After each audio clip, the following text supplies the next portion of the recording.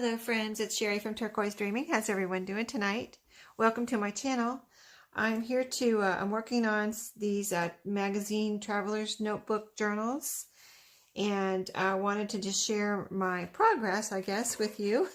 So I have them at a point where I think I'm ready to, sew in the pages. So I just thought I'd show you before I sew in the pages.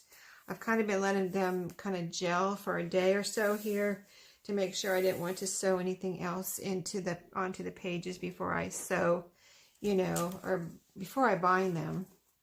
So I showed you on one of my lunchtime videos where I was cutting out pages and getting pages ready. So I'm just going to, I guess, show you where I'm at as far as what I decided to do, because I was getting ready to use the pages from the regular magazines like Better Homes and Gardens and Country Living, and I was getting ready to use those, and I think I did use one of those.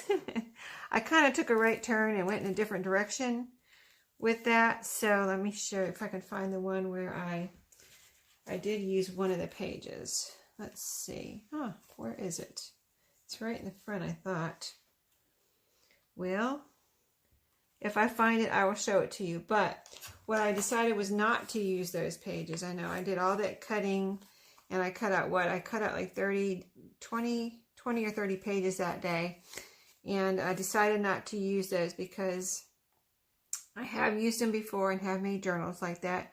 And what I usually do is, like I said in that video, is I back them with something like coffee dyed paper, cardstock, something like that. So I started doing that, and they just weren't coming out right this time. I don't know what I was doing wrong, but I didn't like how they were coming out. So I decided I needed to use something stronger.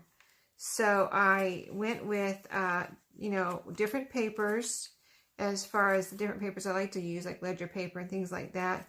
And I used some cardstock scrapbook paper. I used some music book paper.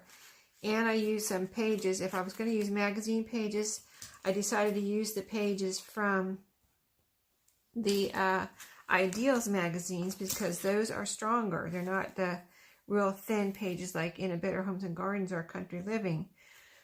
Not that I didn't love those pages, I just felt like they were too thin, and they weren't, I wanted to cover the back, and then they weren't coming out straight and things like that. So let me just pick one to flip through. Well, let me show you the covers. Okay, so I have sewn all the covers, and they're folded, ready for me to bind in the pages. This is kind of what they look like. Like this one, I put lace on the outside. They're all sewn around here, around the the edges, and they are backed. This one has pockets right here too. This one's a little different. This one's different from all the others. This one has a pocket here and a pocket here. And this one has, I'm going to say that in between each pocket, like this side has, I think, 2 or 3 layers, and this side has 2 or 3 layers. So when you put it all together, this cover has like 6 layers. So this cover it doesn't feel like it's like a book or anything, but it does feel very strong. This one is Martha Stewart Living magazine. These are all, Christmas versions or editions of the magazines from last year that I saved. Like this was a page from the Ideals magazine. This was the cover of the Martha Stewart Living with the Christmas cookie wreath. Here's some red lace I put on this one. So that's number 2. Number 3, I think I've got 8 altogether here. This is Better Homes and Gardens. I just love the pink and red on this one, and this has the red lace here too, and you can see I sewed all of them, every one, and they're all backed with something. They all have like 2 or 3 layers here in the cover, and they're all have a lining here on the inside too. So I wanted to support the spine on the inside and the outside on most of them. I think there's maybe one. Yeah, this has the lace on the inside and outside. This one that I already showed you, the Martha Stewart Living lace on the inside and outside of the cover. And so here's Country Living. This one had a pretty toy, like old vintage toy and light wreath on it. I thought it was so pretty. And this one has lace on the inside. And it's got 3 layers. You can kind of almost see them. There's the magazine page, there's a piece of cardstock, and then another magazine page. And this is from the Ideals magazine here. And then this one is another Country Living. It's the same one I just showed you. I had two of those. And here's the inside of this one. This was an Ideals magazine. So, and the covers were so pretty on the inside. I didn't want to put pockets there. So when I don't put pockets on the inside of the cover, I always make sure I have plenty of pockets, you know, throughout on the pages. You know what I mean? So, this is a Women's Day that I thought was cute and Christmassy. It was a Christmas edition. Really cute little snowmen and things on here, and the colors were neat. This one has backed with Ideals magazine and the red lace on the inside. And then this one is, this one I didn't put anything on the spine on the outside. I don't feel like it really needs it, but if I change my mind, I could put some red lace on there too, or some, you know, some vintage like the lace I put on this one would look good on here too.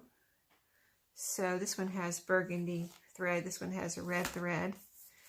And then the inside of this one looks, this is the one I used the fabric on the inside of the cover. So I wanted to use up this fabric, and so I used it, the last of it here. I only have a few pieces like this that I cut out and to use for tags and things. But I used the rest of that fabric in here, and that's, again, that's 3 layers. It's got cardstock in between the magazine, the fabric, and cardstock in between. So just to give you an idea of the pages, what I've done so far, like here's a magazine page, and that's from Ideals magazine. And I just picked out pretty pages from the Ideals magazine. Here's a pretty piece of little note paper, and it has snowflakes, and it's just a pretty piece of note paper. Coffee dyed paper. This is a vintage little Christmas card, and it's actually kind of an invitation to an open house, but it's so cute and so pretty with its colors, and just, I don't know how old it is, but it is definitely, you know, probably from the 70s, I would say, at least, if not older.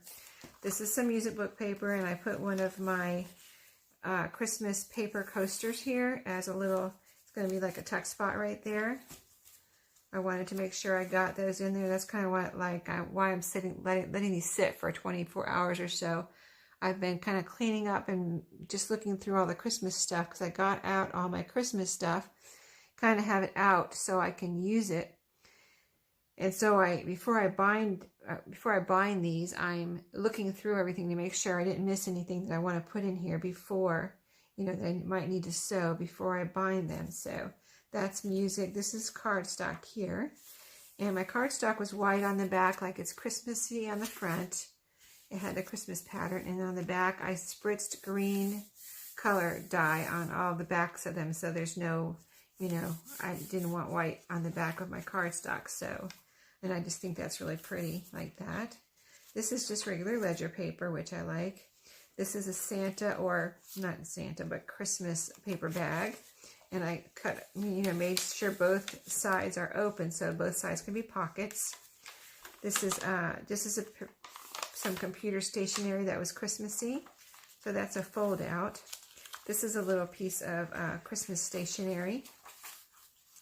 This is Ideals page, and I put one of my, you know, thrifted treasures videos. I showed these little ornaments here that I had got from my favorite little thrift store here in my little town, and it's just like a mom and pop place.